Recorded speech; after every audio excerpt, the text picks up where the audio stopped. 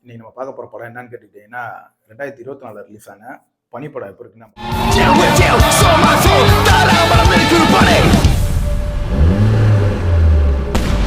எப்படி ஓடுறானுங்க பார்த்தியா?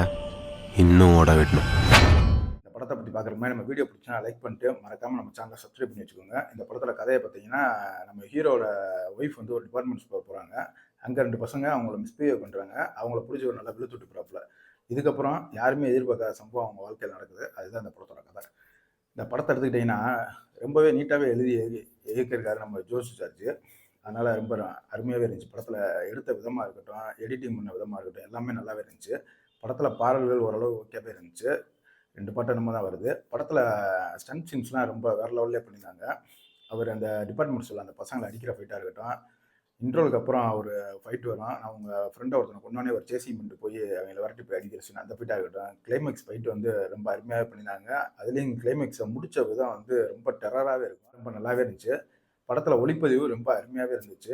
Background music எல்லா படத்துக்கு என்ன தேவையோ அதை கரெக்டாக கொடுத்துருக்காரு. அதுதான் நம்ம அடுத்த சீனுக்கு எலிவேட் பண்ணி கொண்டு போகிறதுக்கு அமைஞ்சிருச்சு.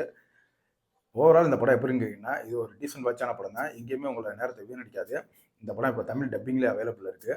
படத்தில் பிரச்சனையே இல்லையா அப்படின்னு கேட்டிங்கன்னா இருக்குது. ஏன்னா இவர் ஒரு படைப்பலம் கொண்ட ஒரு ஊர்லேயே பெரிய ஆள். ஆனால் அவர் வீட்டுக்குள்ளே ஈஸியாக அங்கே வந்து வில்லங்க வந்துட்டு போயிடுவாங்களா, அப்படி தான் அவங்க வந்துட்டு போவாங்க. அதுதான் இந்த படத்தில் எனக்கு மெயின் சாப்பிட்டது. மற்றபடி வேறு எங்கேயுமே படத்தில் லேகோ ஏதோ எதுவுமே கிடையாது.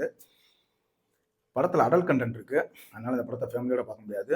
எப்படி பார்க்கணும்னு நீங்களே பிளான் பண்ணி பார்த்துக்கோங்க. வீடியோ பிடிச்சதுன்னா நம்ம சேனலை மறக்காமல் சப்ஸ்கிரைப் பண்ணி சப்போர்ட் பண்ணுங்கள். Thank you friends.